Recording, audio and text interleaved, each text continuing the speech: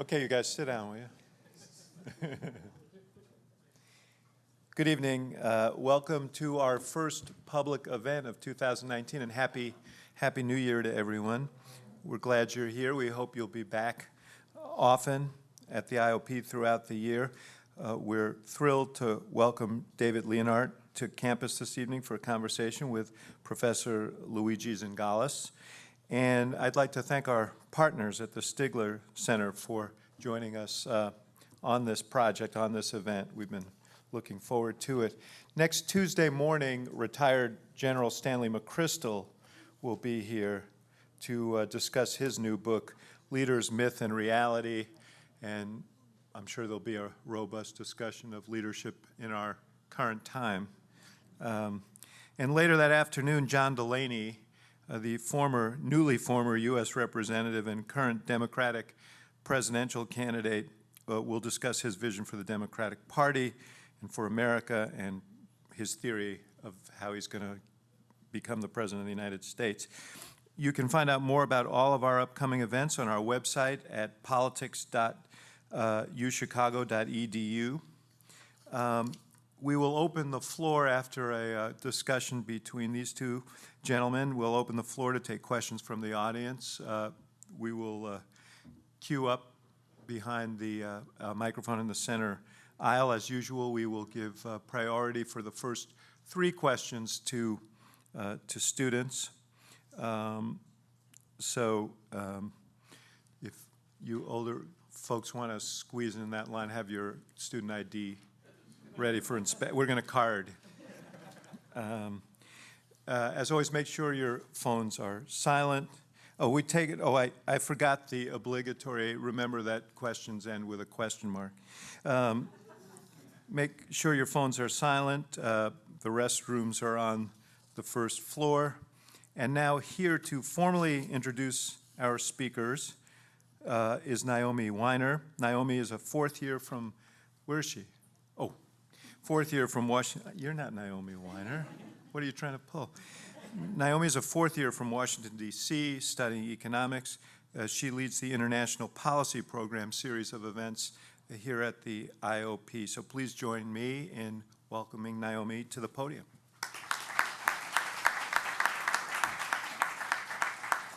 Thank you. We are excited to welcome David Leonhardt to campus today for a discussion on populism in the United States. Mr. Leonhardt is an op-ed columnist at the New York Times and was the founding editor of the Times Upshot section. Mr. Leonhardt also served as the Washington bureau chief and wrote a weekly economics column for the business section.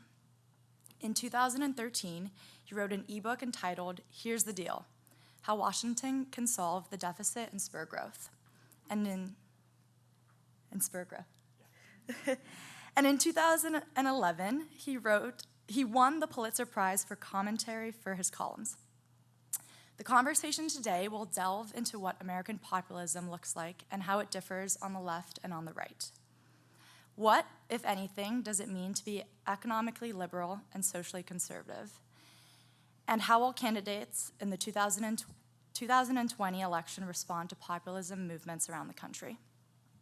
The conversation will be moderated by Luigi Zingales, a professor at UChicago's Booth School of Business, director of the Stigler Center, and co-host of the podcast Capitalisn't. Please join me in welcoming David Leonhardt and Luigi Zingales. Thank you.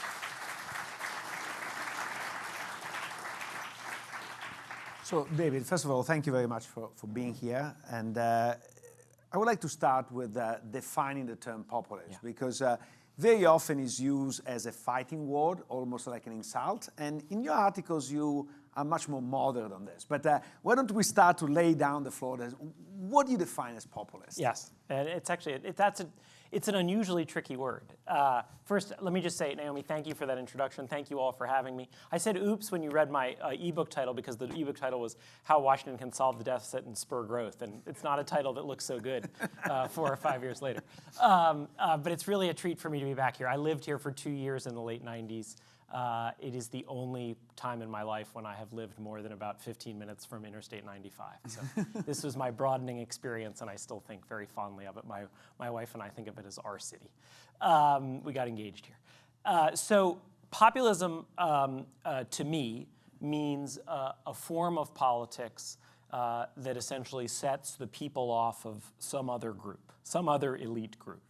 And I think it's a tricky word, as your question implies, because that can take either very bad forms, in my view, like the form that it is taking in Hungary, like the form that it is taking in other parts of Europe, like the form that it took in the 1930s, and I would argue like the form that it's taken with Donald Trump in this country to a lesser degree than in some of those other countries.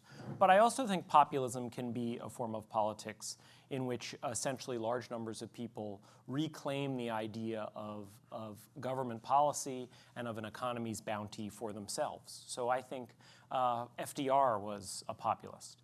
I think Barack Obama's re-election campaign that our host was intimately involved in 2012 was a populist campaign. If you go and look at the speech that Obama gave in Osawatomie, Kansas, and I'll tell you a funny story about that later if you want, involving the New York Times, that was a populist speech. He was saying, I am on the side of the people against this Mitt Romney character who wants to lay people off. So I think populism can take many forms, right-wing and left-wing, positive and negative, and I don't mean to equate positive and negative necessarily always with right and left.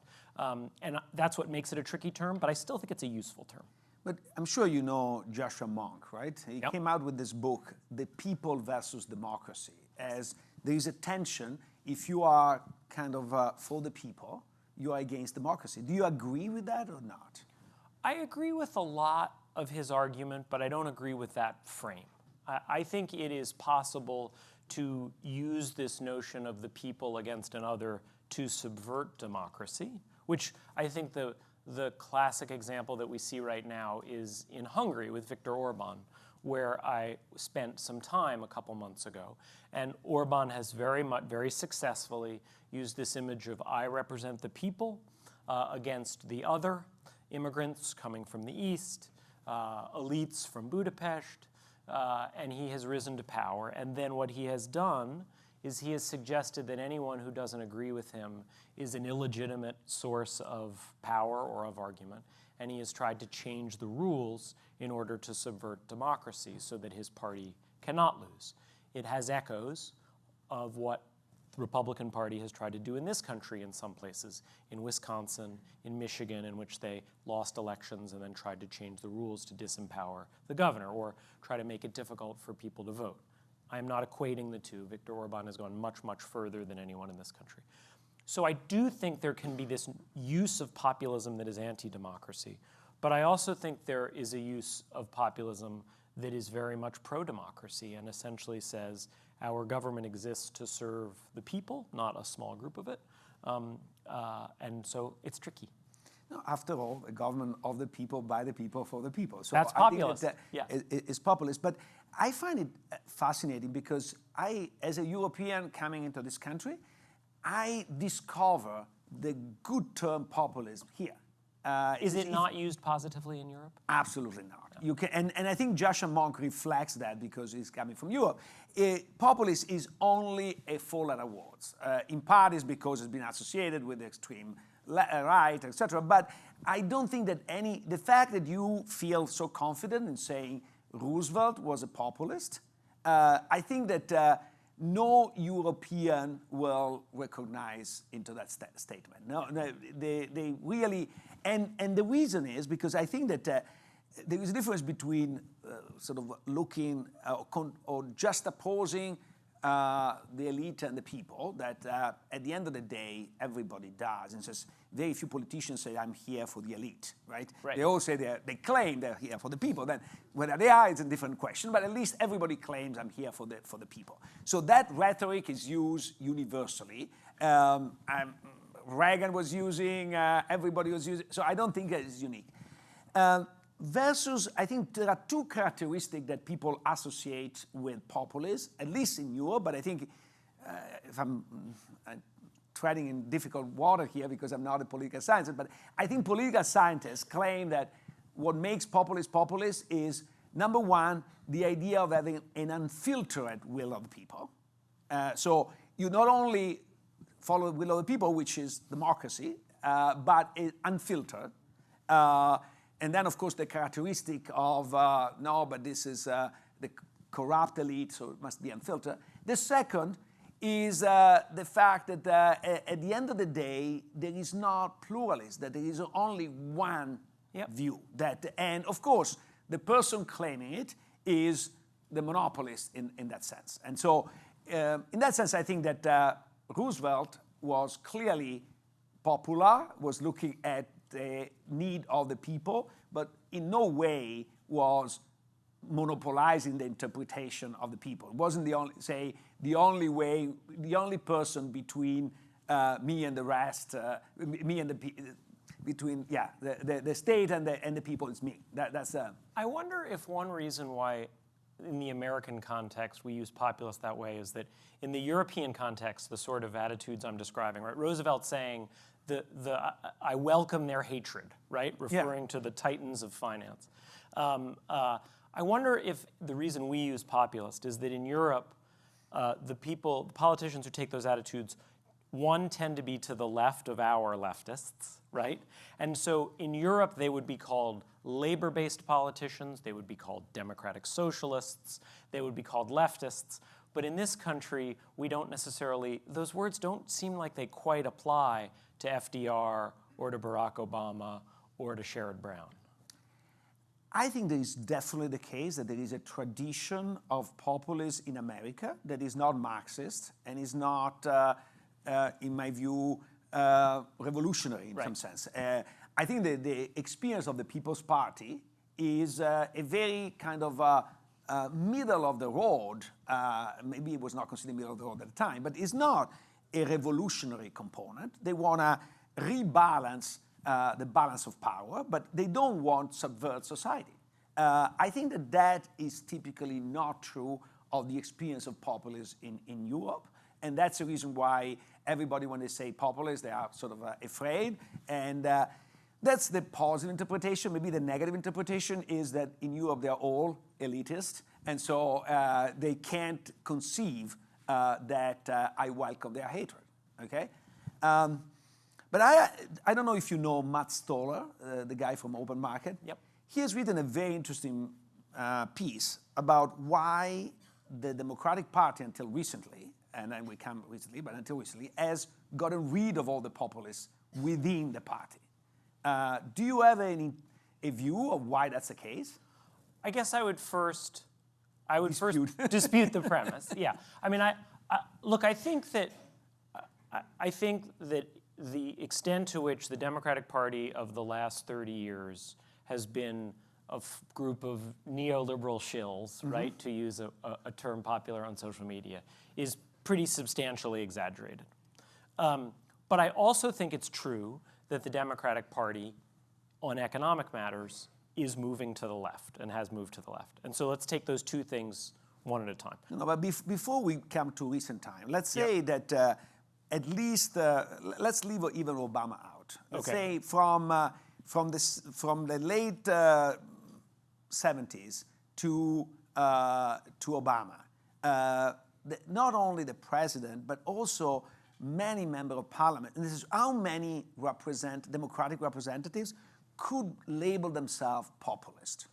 Well, I mean, so let's go back to Clinton, right, who's the main Democrat in the midst of that period. I mean, I would encourage anyone who's interested in politics or history to go read the speech that Bill Clinton gave at the Wharton School in 1992 when he was running for president. It is a muscularly populist speech. I mean, he gets up at the Wharton School and he says, Wharton's done a lot of great things over the years, right? That kind of throat clearing, you know, get ready for the big punch to come. And he basically says, Wharton's part of the problem with America. right? I mean, I actually think it's quite difficult to imagine Obama having given that speech. And if one of the current candidates gave it, I think it would be noted of how populist it was. So Clinton was populist in rhetoric. And while in some ways he was not populist in government, NAFTA obviously was not a populist thing to do, in other ways he was. I mean, he fought tooth and nail during that first summer of his presidency and scratched out by a single vote a pretty substantial tax increase on high earners, right? I mean, he devoted the most energy of his first term to trying to pass a health care bill that essentially was redistributive. And then you come to Obama, who, I mean, Obamacare is the most serious, by a lot, attack on inequality in this country since inequality started rising 40 years ago. It is a large tax on rich people and corporations to pay for health insurance for old, sick, middle class, and poor people. Was not sold that way. No, it was not. No, we can talk to David about that later. But that's what it was, and that's why a lot of people hate it, and that's why I think it's a really good bill, for all of its flaws. And so yes, I think that directionally this idea, and Obama was to Clinton's left on economics, directionally this idea that the Democratic Party has actually been fighting not for the little guy, I think is wrong. I think it's been a complicated story. I think sometimes the Democratic Party has been fighting for Wall Street, but on net it's been sort of fighting for redistribution. And now we see it changing, and even more so. And my favorite line about this comes from Larry Summers, who I would guess most of you don't think of as a leftist, right? In the traditional, although real conservatives probably do think of Larry as a leftist, and that's actually fair. Larry says, look, if you were paying attention to the world around you in the 1980s and 90s, your views about economic policy should have moved to the right. And if you were paying attention to the world around you since 2000, your views about economic policy should have moved to the left. And we can dispute whether that's true. Obviously, to some extent, he's describing his own views. But I think this idea that now the Democratic Party is moving is in part in response to reality. And in that way, whatever objections I have to it, I think it's generally healthy. But I don't see the populist movement, certainly not the People's Party, focus on redistribution. It was more an issue about rebalancing of power.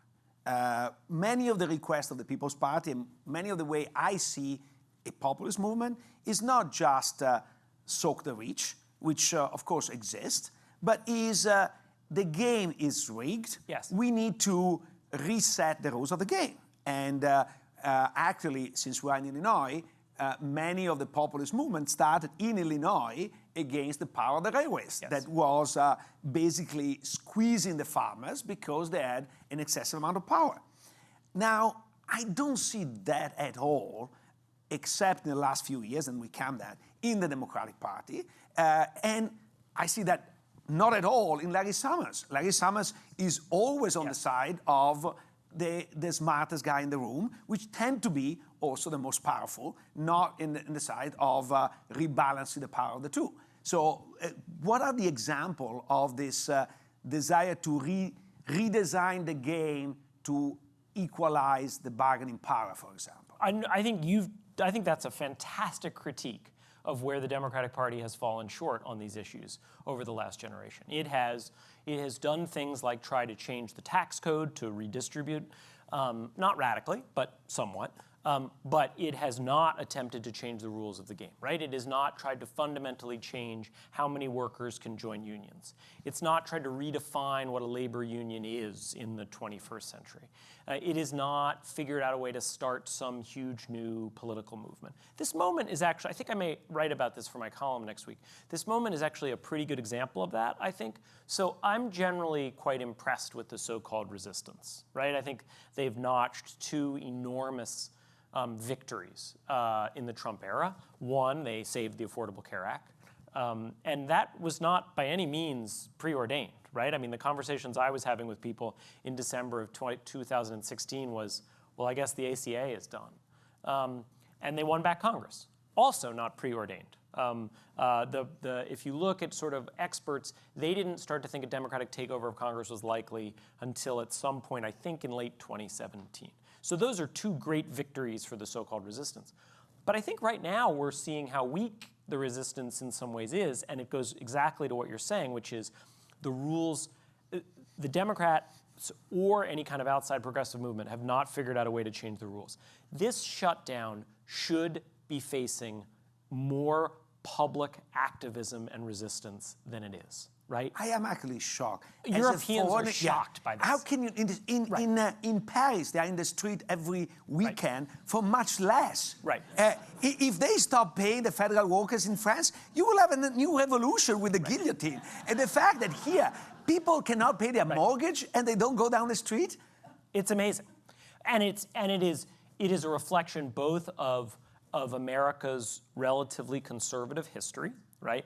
And also of the relatively weak state of the organized progressive movement today. Imagine if you had a leader, given this weekend, imagine you had a modern day Martin Luther King who had enough credibility and respect to get up and say next Monday night, all federal workers should plan not to go to work on Wednesday, 36 hours from now. Just one day, just stay home. And imagine only half of them did it. Do you know what airports would be like? I think you just totally touch the TSA, right, and then the shutdown ends tomorrow. Yes. Because if you stop flying, the shutdown ends tomorrow. But this is just an example of much larger things, right? It is also the reason why it is also the reason why we have seen so much of the pre-market income shift upward in this country. You can change the tax codes in ways to affect post-market income, and you could raise taxes on the rich high enough to then affect their incentives to pay themselves a lot. But the real way to change pre-market income is to do what you're talking about, which is to sort of change the power dynamics, whether it's within firms, whether it's community-wide. We've seen some little efforts at that. Elizabeth Warren, somewhat interestingly, tries to do some of that in a bill. I don't know whether it would be workable or not, but I think it is very fair to say that no part of either the Democratic Party or progressivism in general in this country has taken that seriously over the last generation, or succeeded in taking it seriously. And I would hope that that might be starting to change, but boy, there's a long way to go. Indeed. We're going to come back later to try to figure out solutions, but let's first try to nail down the problem. Good. So you have written a lot about the end of the American dream, the fact that inequality has increased, etc. In your views, what are the causes of that? Because if you want to try to find a solution, you have also to find the root cause. What is the ultimate root cause of that? I think one thing that, just to start on for a minute, is I would ask all of you to think about how important this notion of familial or intergenerational progress is to your image of yourself and your family and your tribe. For most of us, it is absolutely core to who we are as people, right? I'm the daughter of an immigrant. I'm the son of an immigrant. I'm the first person in my family to go to college, right? This is absolutely central to how many of us think of ourselves as Americans, right? My version of that is my grandfather fled the Nazis. I discovered recently on his immigration papers that he identified himself as a journalist, which was something that had not been passed down to me. In family lore, he was a commercial photographer who took pictures of babies for diapers ads. But he, in Europe, was a journalist. That's what he was in Europe, and he came here and he figured, I gotta make a living. I'm gonna take pictures of babies in ads. But you can imagine how moved I felt to read that my grandfather, identified as a journalist in Europe, fled the Nazis on a boat from France in 1940, comes here, opens a commercial photography business in Times Square, right? So he walks every morning through Times Square, which is named for the New York Times, right? Is surrounded by all these newspapers and doesn't work for any of them. And because of his hard work and sacrifice, I never met him. He died of cancer when my dad was 6.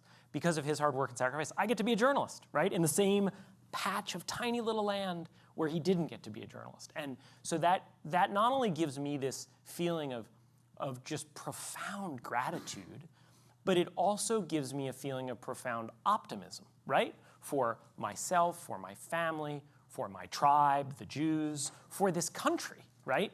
And so it makes me much more willing to sacrifice, right? There is no sacrifice I will make for my children that compares to that.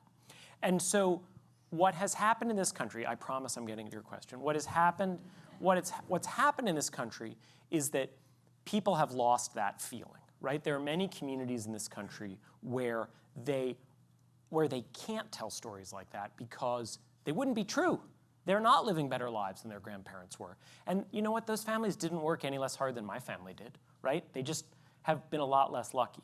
And so I think the core reasons for that, and then I think it feeds on itself out of frustration, I think the core reasons for that are essentially, I guess, threefold. One, we've had, and these are not original, right? So I'll do them quickly.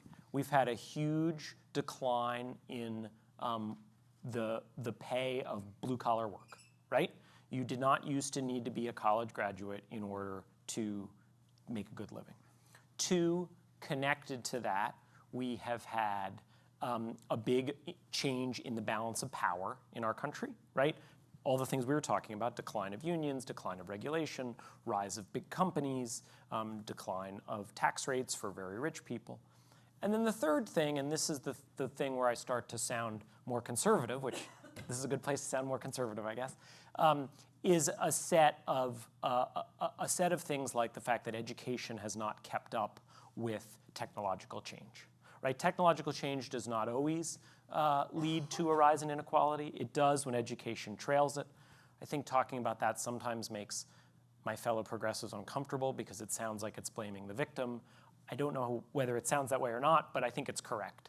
And along with education not keeping up, we've also had things like breakdown in the number of kids growing up in two-parent families. And so at the same time that we have had this decline of blue-collar work, we have also had the things that essentially feed a healthy society have broken down. So both the returns have fallen and the means we have for allowing people to rise have fallen. I think your explanation is reasonable, but you're missing two important forces for me. The first one is to what extent the period 1939, 1980 was special. Yep. Because the United States not only won the war, but at the end of the war were the most technologically advanced, the best system of law, the most reliable in the entire world. And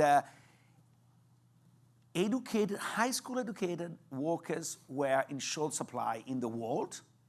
America was at the front end of that, thanks to the progressive era and the people's movement, etc. High school education was pioneer here at the beginning of the 20th century, when most of the other countries were struggling with elementary school mandatory education. So the United States was way in advance and in a place that was safe. This is after World War II, investing in France was considered risky because the communists could have taken over, let alone sort of places like Vietnam or Cambodia. Today, you can invest in Cambodia very happily, and you have highly educated, not all, but a significant fraction of highly educated people in Cambodia.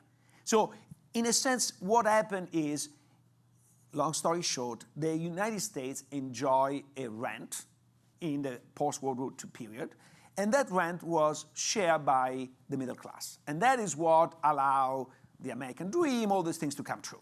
And what happened is not necessarily, it says you can add that American school became worse, blah, blah, blah. It's not that America did worse, it's the rest of the world caught up. And if you think about what was China back then, in terms of technology, in terms of education, in terms of everything, now you go to China, people are better educated than the United States. And they're 1.3 billion, whatever they are. So it's an enormous amount. And so, in a sense, if we wanted to maintain that standard of living, we should have progressed much faster in education, all those things. and we miss that. Yes. Okay? So that's an important factor that is not easy to fix because, in a sense, it's not our fault, it's everybody has merit. In fact, it's also our merit. We exported success. Yes. We didn't export democracy very well, but we did export success very well in other countries. People have watched what the United States has done and copied very successfully. So that's a great thing. But it creates a problem that is more difficult for the high school graduate to make a good living. So that's problem number one. Problem number two is, and I don't buy 100% the story, but I think if we don't keep in mind is a problem, because it is true, is that the return to talent, thanks to technology and globalization, has increased tremendously, okay? When I was a kid, nobody was watching Pelé play from Brazil to Italy because the war was not there. And Pelé, by today's standard, was a poor guy, okay? To me, he was the best soccer player ever, but Messi today makes 100 million, okay? 100 million a year.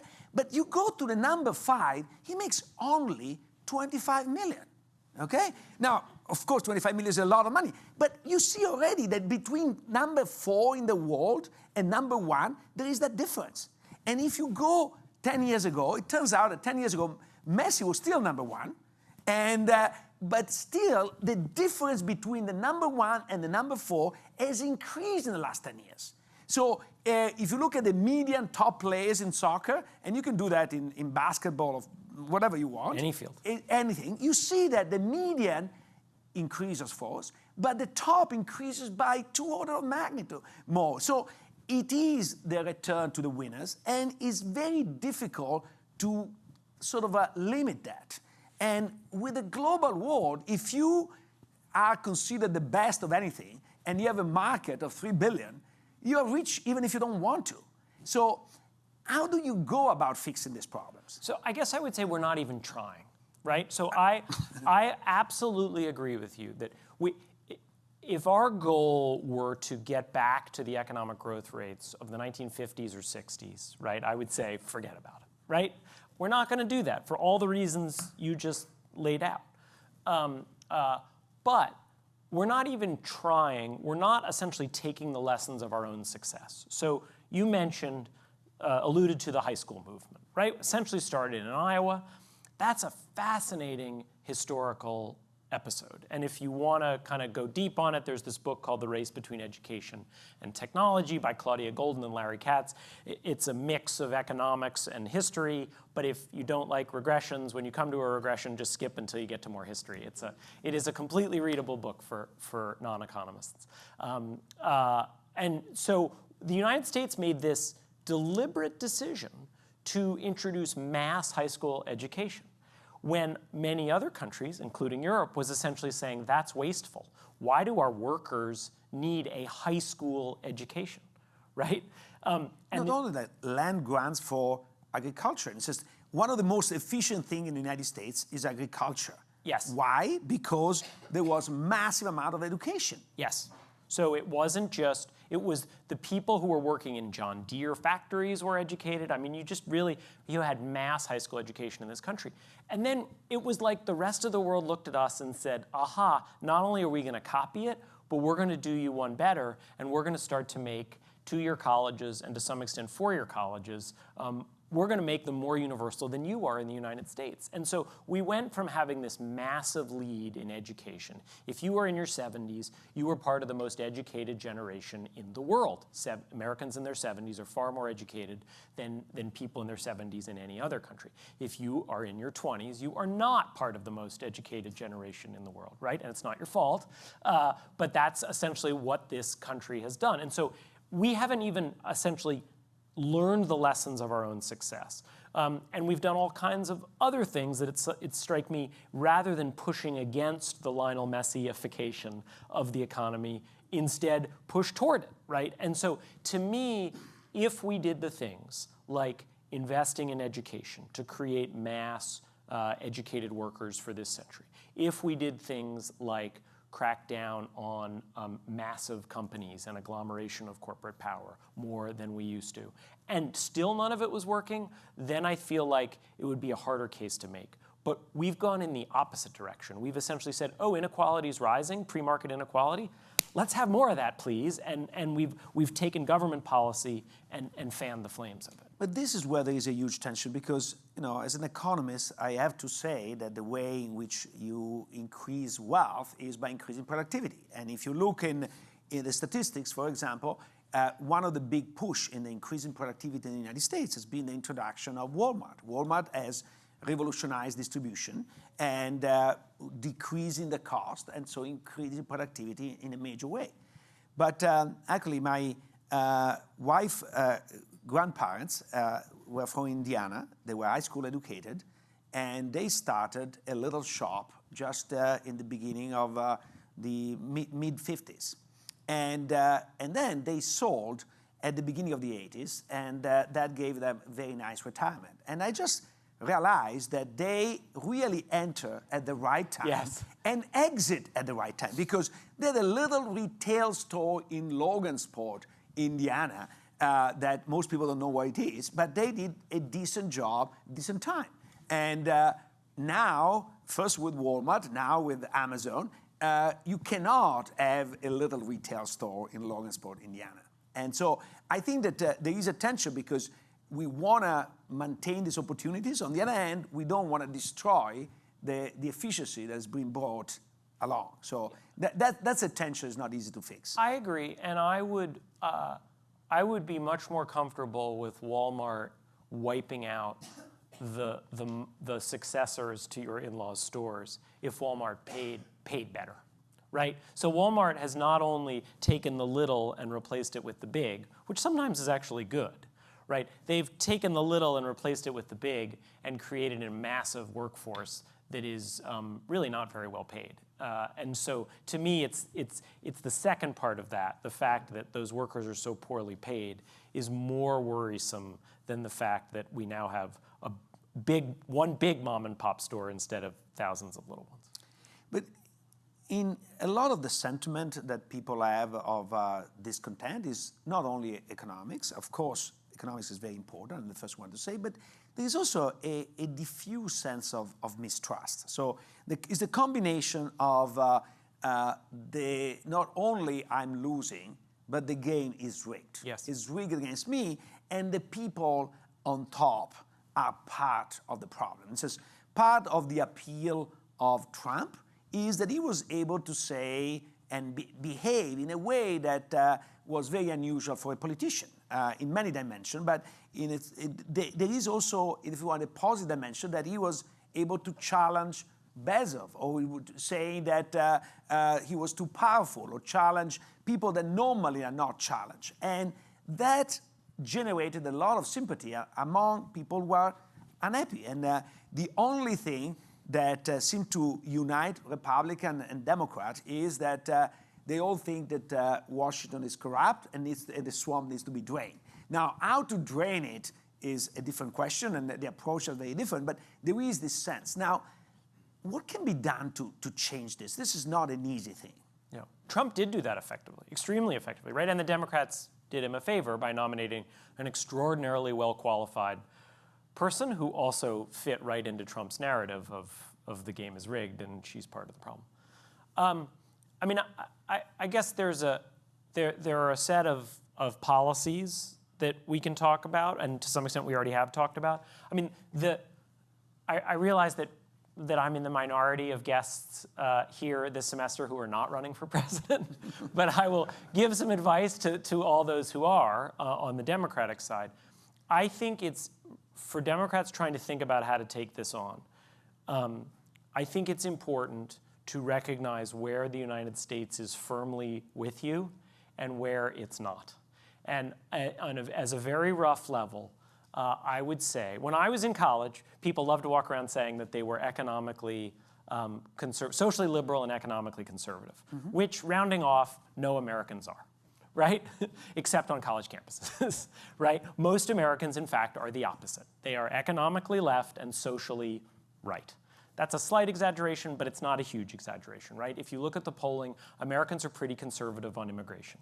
Americans are still pretty conservative on religion, right? There is no evidence of some long-term trend that's going to turn us into a pro-choice nation. We're pretty solidly divided on abortion, about a third, a third, a third.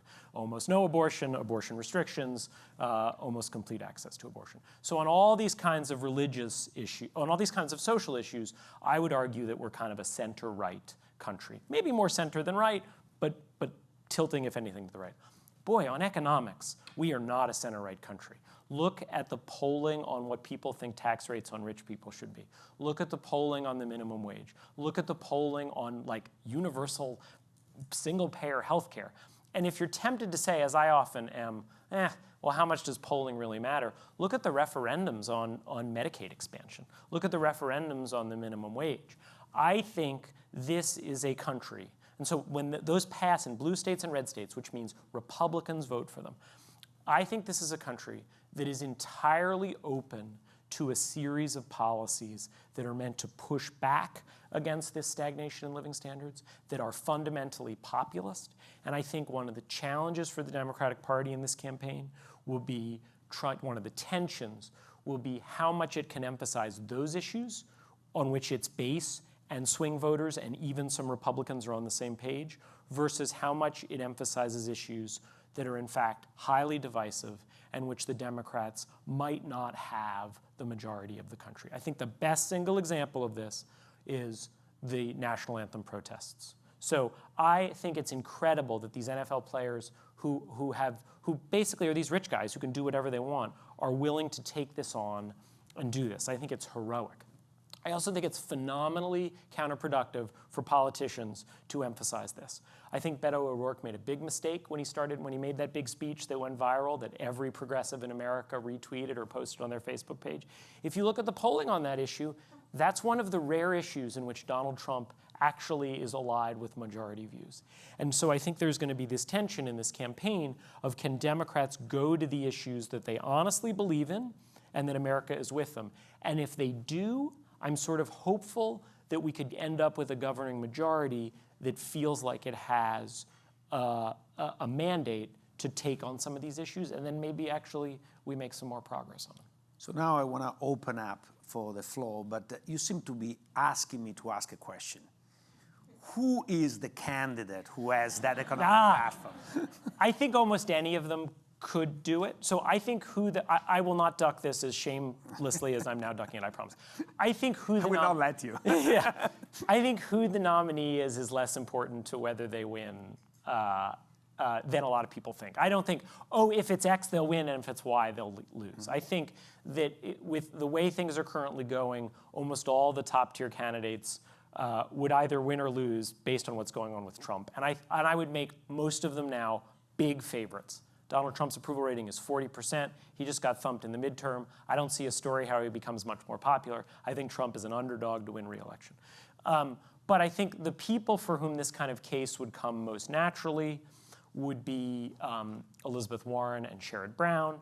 But I don't think it's going to be hard for Kamala Harris or Beto O'Rourke or Joe Biden, or I think the only Democrat for whom it would be quite difficult, and I actually have enormous admiration for him, is Mike Bloomberg, right? I think this is a harder campaign for Mike Bloomberg to run.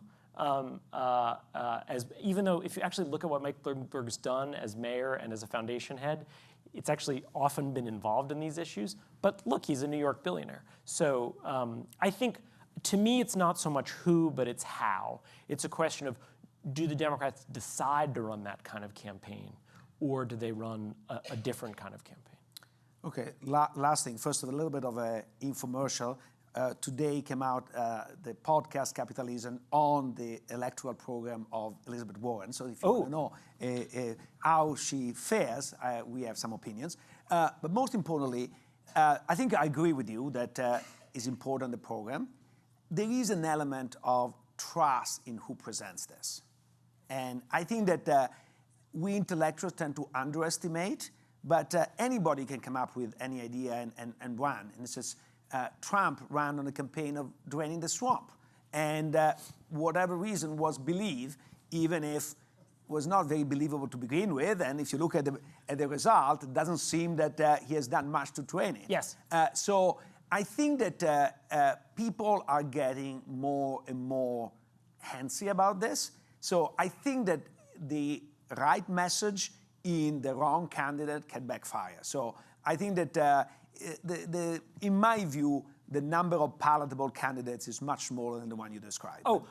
And I think one of the reasons why I'm rooting for a big field is because I think we don't yet know who's going to be good at this, right? And I think we should find out who's going to be good. And what you said in some ways is just a sharper version of what I was trying to say, which is, to me, it's not which candidate has sort of the populist white papers. That's not how voters are going to make decisions. As you said, Donald Trump won as the populist candidate. It's which voters seem like appealing human beings and seem like they're on people's side and connect with it. And I basically feel like most of these kind of economic policies are now relatively consensus issues for most of these Democrats. And so I actually think the politics of the candidate probably matters more than the precise policies. Okay. I will ask you a question forever, but I need to open the floor, and there are students online, so please. Hi, my name is Jasmine Glady. I'm a third year at the university. Thank you for coming and speaking with us today. So in the recent months, especially given the government shutdown as of late, a talk of the upcoming recession has become prominent. And I just wanted to know how you think that would impact future policies, and especially, as you mentioned already, the upcoming election in 2020. I think recessions are just phenomenally difficult to forecast, right? Even for real economists, and I'm not a real economist, right? And so if you kind of look at their record, it's really bad. I think what most economists would tell you is it doesn't look like a recession is likely at any point in the next 6 to 9 months. My response to that would be, that's what they always say, right? I think there has been this notion that's been floating around that a recession is inevitable in 2019 or 2020 because of how long the expansion has been. And I actually was persuaded recently by a bit of research, I think from the Federal Reserve. If you want to look it up, my colleague Neil Irwin at the Times wrote about this, in which they basically argued recessions don't die of old age. Expansions don't go on forever because something happens, but an expansion is no more likely to end in year 7 than it was in year 5. And so I think we really don't know whether there will be a recession. I think if there were, I think Trump is toast. I think that one of the reasons that I've been arguing recently that he's more vulnerable than people realize is people look at his approval rating and they say it's never gone below 40. It can't go below 40. And I think that's wrong. I think if any number of things goes badly for Trump, it'll go below 40 and he'll be in serious danger. It could feel like the second term of George W. Bush. Depending what the Mueller report is like, it could start to feel Nixonian, and a recession would certainly qualify as the kind of thing that would do that. I mean, the economy is really strong right now, and his approval rating is 40%. So. Okay, thank you. Thank you. Hi, my name is Angela Seeger. I'm a third year in the college. My question is, going forward, what do you think the relationship's going to be like between populist movements in the United States and populist movements in the United Kingdom and Europe? Thank you. Can I first ask a question that I know marks me as old? Is third year, fourth year, second year, is that now universal? Does no one use junior, or is that just a UC thing? That is an exclusively a University of Chicago quirk. Okay. Yeah. But I'm a junior. you're, okay. I'm a junior. Thank you for the No translation. But I think freshman has been eliminated at many places, right? For gendered reasons. Oh, I didn't know I that. think first year is now common. Anyway, Okay. I went to college in the 90s when all kinds of things about the language were problematic, and we were called fresh people, which is just the worst of all worlds. And of course, I've now forgotten your question. What was your good question? My question was, oops. Populism across countries. Exactly. Yes. So, so far, we've seen this much more among people on the right, right? We've seen Bannon attempt, not with much success, but attempt to build alliances across the United States and Europe. Luigi knows much more about this than I do, but we've actually seen some alliances in Europe, in part because there is a European Parliament where the right parties are able to work together. We have seen very little of it from the left. I think the history of the United States and Europe is such that it's a little bit hard for me to imagine a formal alliance between the Democratic Party and left parties of Europe. But I certainly think there can be lessons to be learned. I mean, I actually think right now Britain's a great example of what the Democratic Party should not do, what the Labour Party in Britain has done. And so far, most of those kind of alliances are on the right and are worrisome. Is that? Would you like to ally with Podemos? No. So probably sort of, I think that there is this distinction that we're making earlier about the populists in Europe and here. Yeah. And I think that your version of democratic populism is very different than populist left-wing parties in Europe. Yeah, I agree with that. Thank you. Thank you. Hi, my name's Yang, second year in sociology. Historically, populism has been associated with some nativist connotation. A 19th century demagogue, a Californian labor leader, Dennis Kearney, was known for his contempt for the press, for politicians, and the Chinese immigrants. Fortunately, his populism was very short-lived. So how would you conceptually decouple economic populism today from the nativist or even racist implication? What are the long-term structural forces that make the reclaiming of economic populism not only a good politics, but also good policies? So that's a really important question. And if I can ask you to answer after I do, Sure. I'd really like to hear your thoughts about this. But so that in some ways is the classic problem, right? Which is that both the populism of the right and the populism of the left has often used nativism, racism. And it has done so because it is trying to define an enemy in part, right? And people are very given to these tribal feelings. And I think one of the great challenges for this country is there aren't a lot of examples of multiracial, healthy populism. There just aren't. And in part that's because good political stories usually have an enemy, right? And so who is the enemy going to be? In part that's because a lot of countries, a lot of democracies didn't start as multiracial societies. And so I think there is absolutely a risk there that our populism could turn into nativism. I also don't actually see any alternative. You could change the word, but I don't see any alternative for addressing this stagnation in living standards in this country other than a politics that looks like a politics of populism, a politics that appeals to the masses of people and says, you're not getting a fair deal. And so while I think there is a risk of racism being part of that, I don't think it's inherently part of it. And I can't think of any other kind of way to go going forward to address the problems we have other than something that looks like a cross-cultural populism in this country, even though I think it's hard.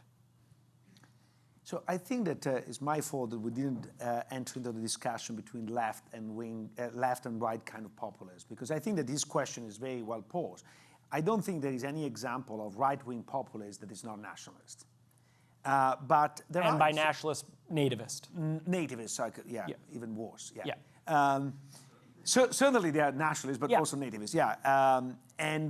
But there are examples of left-wing populists that is less sort of nativist. Let's say Podemos in Spain, or even Syriza in Greece. They have no element of racism I know of. So I think that the tension is, as you said, you need an enemy, and if those extreme parties tend to have as enemies the rich people, and so they focus on that dimension. The right-wing populists, instead of having the rich people, need to find somebody else. Yes. And so the immigrants, etc., are the natural target for this reaction. So I think that is possible to have a populist that is not nativist, but is much more difficult. And the natural thing is to go in those directions. And in a sense, I have a vested interest here, but I thought that in America there was a late understanding of how bad the problem was. And had there been an early understanding, would have been easier to allow out this extreme movement, because you had a response to the problem. And I wrote a book in 2012 in which I said, given the economic situation, populism is inevitable. The question is which form will take. And I was very much inspired by the People's Party movement as a way of kind of a centrist, or at least not nativist movement. But in absence of that, then it's very easy for the alternative to it. And I think that the big message is when you don't make the change, so the best and worst example is Brazil. Bolsonaro was elected for the failure of the PT party, of the Labour Party, to renovate and present a new face. And we have kind of the worst populist, at least on paper, somebody that makes Trump look tame, which is difficult, thanks to the fact that Lula insisted of running until the last minute and then anointed a bad candidate, etc., without changing the party. So I think that, in my view, the progressive movement have to change fast, because if they fail, then there is no other alternative than that extreme. The biggest reason for optimism on this question, I think, is clearly younger people, right? I mean, people under 30 are a more diverse generation than this country's ever had, and their attitudes on these questions are decidedly not nativist. Thank you. Hello, Mr. Leonhardt. I'm a professor here in neuroscience. I'm a chaired endowed professor in the Department of Neurobiology, and just really, I'm an immigrant. Came here when I was 12 years old. Made it through, got it here, and I was really intrigued by this article. This is a little bit outside of populism, but along the same lines. An article he wrote in Monday, "Run, Joe, run." Yes. And also, and you too, Kamala, and Amy and Mitch, right? Great article. I loved it. But also intrigued me on the very same page. An article by one of your colleagues, Michael Tomasky, who asked the question, what's the best way to dump Trump? And there were two options. One is that we go, as Democrats, we go after an impeachment-like proceeding, or you wait till the elections to take him down, which then and take down the entire party. Yep. So, so what do you? I mean, am I speaking out of? I mean, it's just. It's I'm just a scientist who. It's a great who question. Thinks about politics. It's a great question. So, Michael Tomasky is a great writer, and he makes a whole bunch of good points in that piece about the benefits of essentially defeating Trump at the ballot box. Right. The biggest to me is that it's the most legitimate, democratically legitimate way to remove him. The problem I have with that, and it remains, I think, the single most likely scenario, not that he's removed before the election, not that he wins re-election, not that he loses a primary challenge, but that he is the nominee in 2020 and loses. Single most likely scenario. The problem that I have with that is twofold. And the first one's much bigger than the second one. The President of the United States is a very powerful human being. And Donald Trump is demonstrably unfit to be President of the United States, right? And so we're just going to kind of sit around for the next, 2 years and 3 days, and hope that he doesn't start doing even worse stuff, hope he doesn't separate more families, hope that he doesn't start a war, hope there's not a war in which he sends a lot of Americans off to die needlessly, hope there's not a natural disaster that he completely bungles the response to. And so this sort of, let's wait for 2 years, a little bit is based on the idea that nothing's going to happen in those 2 years. And I'm not really comfortable with taking that chance. The second thing is, I think it sets a dangerous precedent. I mean, he's demonstrably unfit to be president. He's broken the law. He's broken his oath of office. He sort of revels in corruption. I don't like the idea that we now set the standard of, well, that's okay. So what am I in favor of? I'm actually not in favor of the Democrats impeaching him. But 40% of the population still supports his actions. I'm not in favor of the Democrats impeaching him because they won't succeed in removing him at all, precisely because of that 40%, because he still has 90% approval among Republicans. So I'm in favor of Democrats trying to call attention to what he's doing in the hopes of maximizing the chances that he's removed from office. I think impeaching him reduces the odds that he's removed from office. My name is Jackie Kortner. I'm a first year at Chicago Booth. And my question is about, you talked about the kind of campaign you would like to see, one that focuses more, I'll say, on issues rather than the non-issue issues. But with a candidate, like you were just talking about, you think Trump will be the nominee. Do you see that as realistic? Do you see running against somebody who focuses on the things like kneeling during the national anthem? Could you have a candidate that, like Bloomberg, who traditionally has stayed away from those non-issues issues and has really been focused on real progress? Do you think that's realistic? And that's what the conversation can stay on? Let me just make one slight point, which is, in fairness, I think the national anthem may not be a real issue. I think a bunch of the issues that I hope the Democrats stay away from are real issues. Okay. I just don't think they play to the Democrats' strengths, right? So I would completely understand someone arguing that some of the social issues are so important to them, right, that they want to see the Democrats running on them. I would just urge them to take a non-rose-colored view of the polling on those social issues and not persuade yourself that America's more left-wing on them than it is. So, but you asked a really good question. And actually, you asked it to the perfect person, and that's not me. It's Luigi, because Luigi wrote a great op-ed in the Times shortly after Trump's election that said the most successful way to defeat populists is not by playing their games, but by treating them as normal politicians. And so, to some extent, I think the answer is no, it will be impossible not to play Trump's game, but I think to some extent the answer needs to be disciplined. Paint him more like the Democrats painted Romney in 2012. This guy isn't on your side, rather than this guy is a buffoon. I think that's more likely to work. Did I do an adequate job? I think it's true, and actually the one who defeated Berlusconi in Italy was Prodi, was not particularly charming guy, right, but very down to the earth, and he didn't play his game. I think Berlusconi and Trump have many things in common, but one is the ability to trigger a Pavlovian reaction in the other side that basically destroy any rational conversation and becomes a fight. Right. And in the fight, they always win. So I think that, I don't know whether they are so smart at doing it on purpose or it's just a sixth sense that they have, but it's amazing. And it's amazing also how similar they are. Trump supporters don't think he spells his tweets right? They don't think he's faithful to his wife, right? They don't think he's like a clean president. That's all baked in, and so to some extent, going there just doesn't help. So, thank you. Thank you.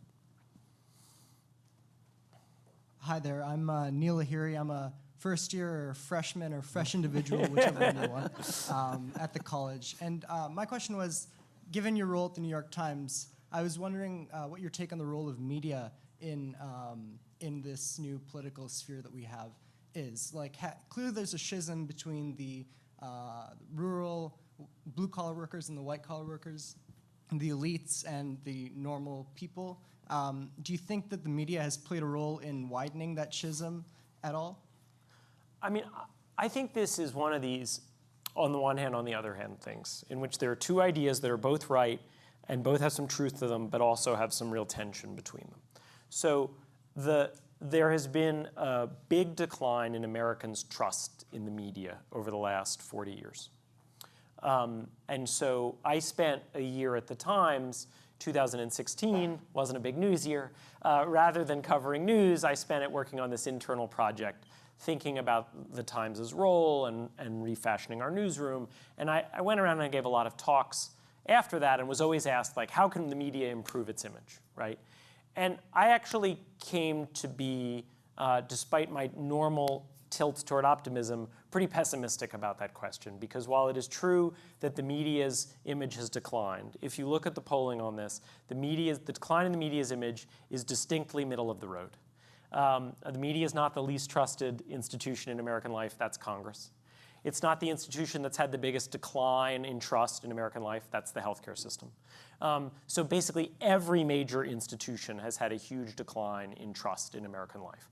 Organized religion, organized labor, big business, Congress, the healthcare system, banks. There's only one big exception. Anyone know what it is? The military. Military is the one big exception. So it's interesting to think about why it is the big exception.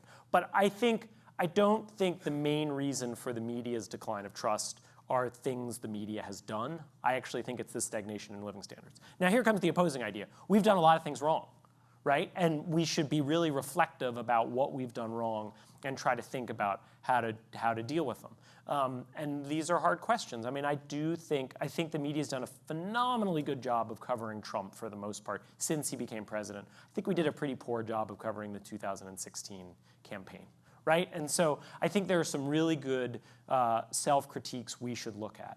The only thing I would urge people is, as a member of the media, I will happily stipulate that we've made a lot of mistakes and we should be reflective about that. I would just ask people not to think there are any easy answers, right? It's not simply a matter of don't do both sidesism, right? On the climate, that's easy. We should just say the climate's getting warmer. We shouldn't pretend otherwise. But on a lot of issues, the line between sort of opinion and fact is really, really hard. My favorite example of this is education reform. I think the evidence suggests that the efforts at education reform in most cities have been effective. Most New York Times readers think that's an extremely reactionary view, right? And so think about an issue like that. What's the right way to cover it? It actually probably is on the one hand, on the other hand, he said, she said kind of coverage. And so I just think these are really hard issues, and we should just be open to the fact that we make mistakes and be honest about it and try to address them. Thank you. Hi, I wanted to ask a question about the American left's own self-understanding, because I was rather confused by it and by your rendition of it, and I worry that that's what might promulgate populism of the variety that we, in this room, I think it sounds like we don't like, the nativist variety. Yes. Or things like that. So, but specifically, I wanted to ask what you thought was so populist about Bill Clinton's 1992 speech to those Wharton Knights, because I really genuinely want to know, because in the mythology at least, it was a conversation between elites about them being better managers, about the new economy of the Clintons investing in education and a high-speed rail system and a tax credit for entrepreneurial activities and research and development and what else? I don't know, things about NAFTA essentially, and all of the things that the populists now claim to hate. And broader still, I don't understand what was so populist about Barack Obama's 2012 re-election speech that you mentioned, but I don't know that one as well. So I genuinely want to know what is populist about that, and is there a discrepancy between, what the American left thinks is progressive and what the populists think is? So can I just ask one question about the question? When you described the way people think of Clinton, were you referring to the Wharton speech, or were you referring to Clinton? To the Wharton writ large? speech. To the Wharton speech. Yeah, okay. I mean, I don't know it that well, but that's just what I remember of it. He was talking about research and development. He was talking about tax credits for education. He was talking about elites. You guys are going to be the managers and you need to have a more conciliatory relationship to the workers. It sounded like a pretty neoliberal, I hate that word, but neoliberal elitist speech in the populist categorization. Yeah. So.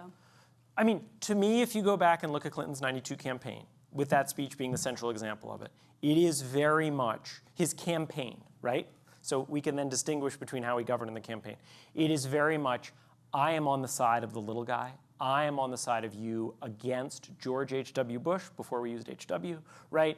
And these big companies that are making your life hard. It is surprisingly so, given the way we think of Clinton in retrospect.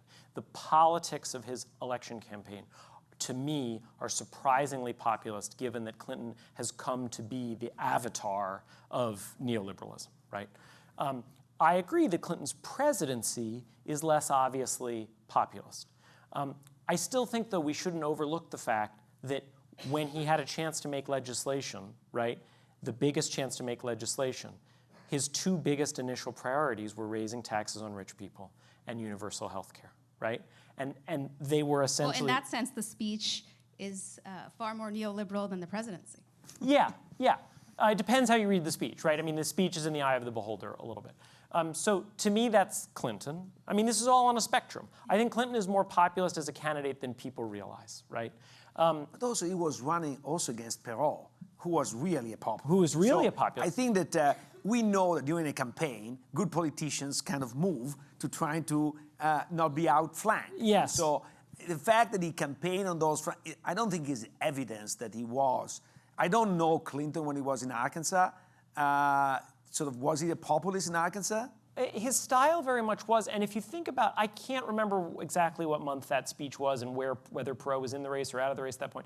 But if you think about, Clinton essentially by the end was running for it was a weird year, right? Because people thought Bush was unbeatable, and then it turned out he wasn't. But Clinton was essentially running against at the end against Paul Tsongas and Jerry Brown. I mean, Clinton was the most populist Democrat in it. He kind of had that down-home folksiness. He also had this triangulating thing, but most Americans don't think those two things are necessary. What is the triangulating thing? I'm not the old left Democrats. I'm not the new right Republicans. In any event, we don't need to do the full thing of Clinton.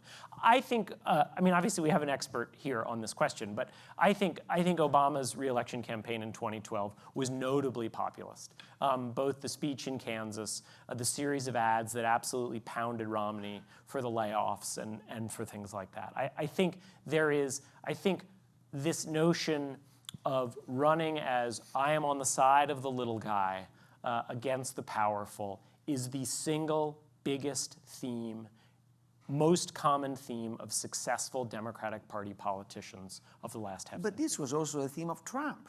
Yes, it works. Okay. Even if you're lying about it. Unfortunately, with these words, I have to end the conversation. There are a lot of more people that would like to ask you questions, but we're running out of time. Thank you very much for coming. Thank you very much. Thank you all for your great questions. Thank you.